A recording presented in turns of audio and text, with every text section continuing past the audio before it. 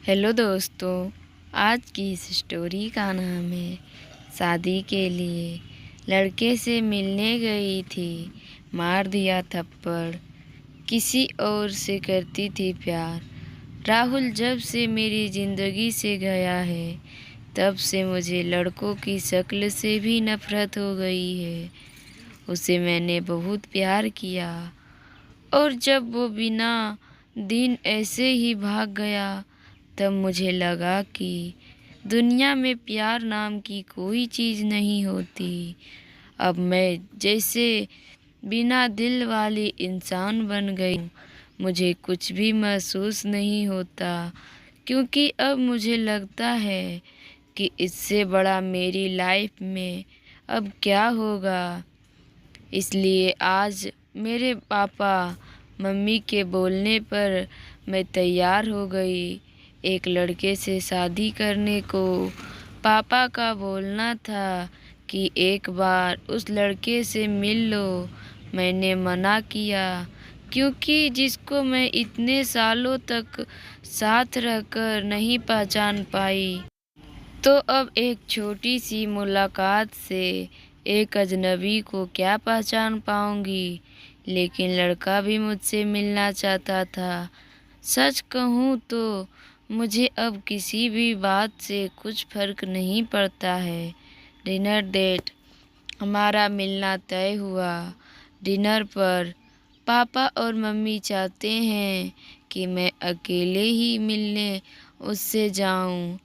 मैं जैसे मुर्दा हूँ, मुझे अब कुछ फर्क नहीं पड़ता। मेरे जो हाथ में आया मैंने पहन लिया और पहुँच गई। देखा तो वो मेरे लिए वहाँ बैठा इंतज़ार कर रहा था। मुझे देखते ही मुझसे मेरे पास आया और मेरा नाम पूछता है। उसकी आंखों में चमक थी, लेकिन जिंदगी का बहुत बड़ा सबक मुझे सिखा कर गया। मेरा मुंह उतरा देखकर मुझसे पूछता है, क्या हुआ, सब ठीक है? मैंने भी उसे जवाब दिया, मेरी थोड़ी तबीयत खराब है। फिर वो बोला कि आप फिर आज क्यों मिलने आई? हम फिर कभी और भी डिनर कर सकते थे। बात तो वो अच्छी कर रहा था, लेकिन उसकी अच्छी बातें लड़कों को कितनी जल्दी बदल जाती है, इसका अंदाज़ा मुझे अब अच्छी तरह है। मैंने उससे कहा, नहीं ठीक हूँ, कोई बात नहीं। खाना मेरी पसंद का ऑर्डर किया। फिर आया एक और राहुल। फिर अचानक उसका फ़ोन आया, और जब फ़ोन पर उसने बात की तो मैंने तय कर लिया कि अब मैं इससे शादी नहीं करूँगी। फ़ोन पर उससे अपना नाम बताया सामने वाले को, और यह वही नाम था जिसे मैं कभी सुनना नहीं चाहती थी। उसका भी नाम राहुल था। मैं भी हैरान थी, मैं इतनी ज़्यादा खोई हुई थी।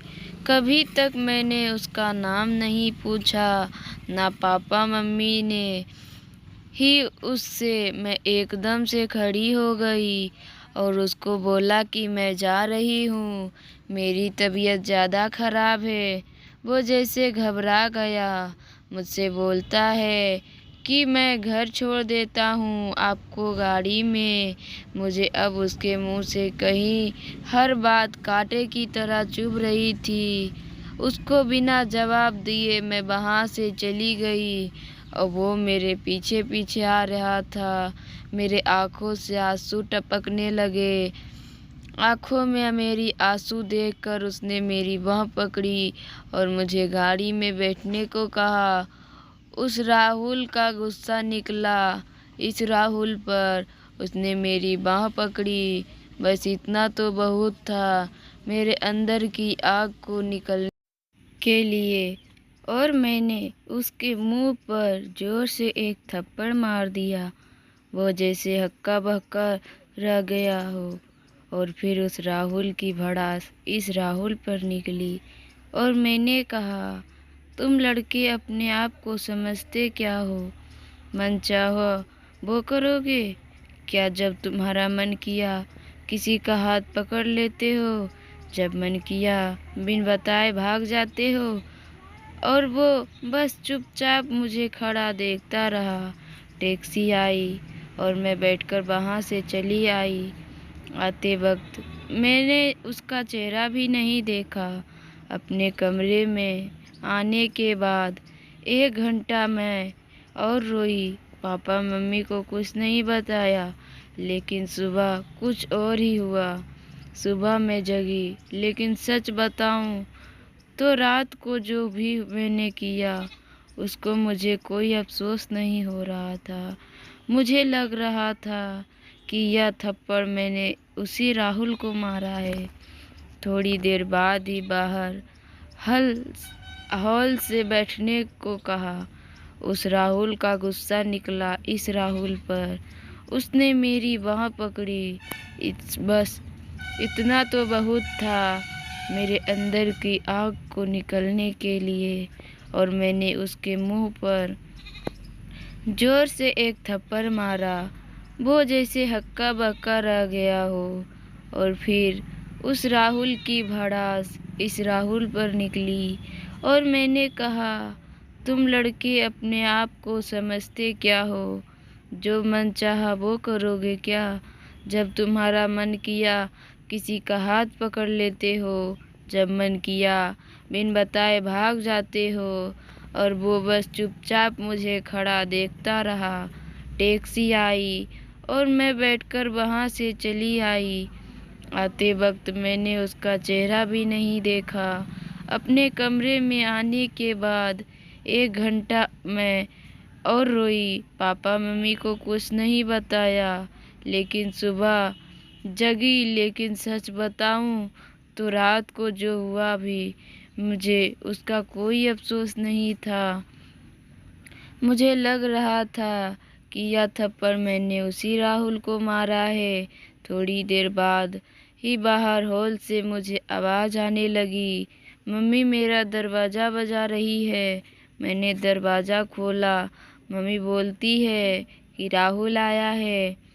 अपने मम्मी पापा के साथ जल्दी तैयार होकर नीचे आ जा। मुझे पता चल गया था कि वो ज़रूर कल की बात करने आया होगा, लेकिन मुझे कोई डर नहीं था। मैं नीचे गई। राहुल बैठा। उसने मुझे देखा। मम्मी किचन में थी। मैं गई। उनके चेहरे पे स्माइल थी। मुझे बोलता है कि राहुल और उसके घर वाले हाँ कहा दी है और जल्दी शादी करना चाहते हैं। अब मुझे कुछ समझ नहीं आया कि लड़के को मैंने कल थप्पड़ मारा जाने अनजाने में, जिसे मैंने अपना एक्स बॉयफ्रेंड बारे में बता दिया, वो मुझसे शादी को कैसी राजी हो गया। इस राहुल ने फिर प्यार जगा दिया। ऐसे तो मेरे लिए उसका नाम ही काफ़ी था ना करने को, पर इस बात को जानने के लिए मैंने मम्मी को बोला कि मुझे उससे बात करनी है। वो फिर मेरे कमरे में आया और पहली बार मुझे लगा मैंने उसे देखा। दिखने में बुरा नहीं है, बोला जाए तो हैंडसम था। तब मुझे यह भी पता चला कि ऐसा क्यों बोलते हैं कि गुस्से में इंसान अंधा हो जाता है। बिना सवाल किए उसने बोला शुरू कर दिया।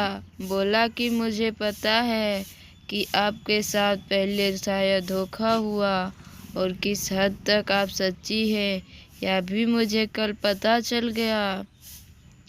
इसलिए मुझे आपसे कल रात ही प्यार हो गया, और मैं चाहता हूँ कि आप मुझे मौका दें आपको गलत साबित करना कि सभी लड़के एक जैसे नहीं होते।